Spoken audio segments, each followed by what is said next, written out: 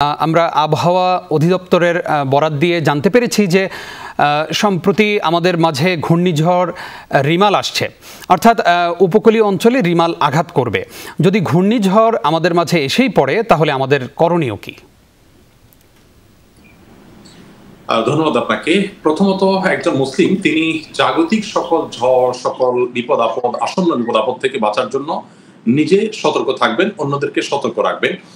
অতএব ঘূর্ণিঝড় আমাদেরকে আঘাত হানবে সেই শঙ্কা থেকে আমরা প্রত্যেকে যার যার জায়গা থেকে সর্বোচ্চ প্রস্তুতি গ্রহণ করব, যাতে করে কোনো বিপদের মুখে আমি নিজে না পড়ি, অন্য কেউ না পড়ে।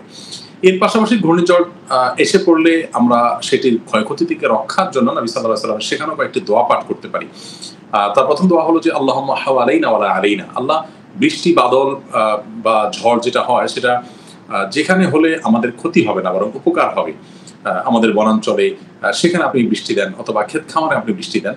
আর যদি ঝড় প্রলয়ঙ্কারী ঝড়ের রূপ নেয় এবং বাতাসে আমরা ক্ষতিগ্রস্ত হব বলে মনে হয়, তাহলে সেক্ষেত্রে নবী করিম সাল্লাল্লাহু আলাইহি ওয়াসাল্লাম সেখানে আরেকটি দোয়া আমরা পড়তে পারি, আল্লাহুম্মা ইন্নী আসআলুকা খায়রাহা ওয়া খায়রা মা উরসিলাত বিহি ওয়া আউযু বিকা মিন শাররিহা ওয়া শাররি মা উরসিলাত বিহি।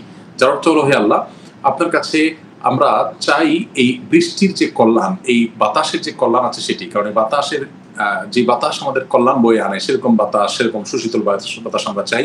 আর এই ঝড় বা বাতাসের যেই পরিমাণ হলে আমাদের ক্ষতি বয়ে আনবে সেটি আমরা আপনার কাছে চাই না, বরং সেটা থেকে আমরা মুক্তি চাই, পানা চাই।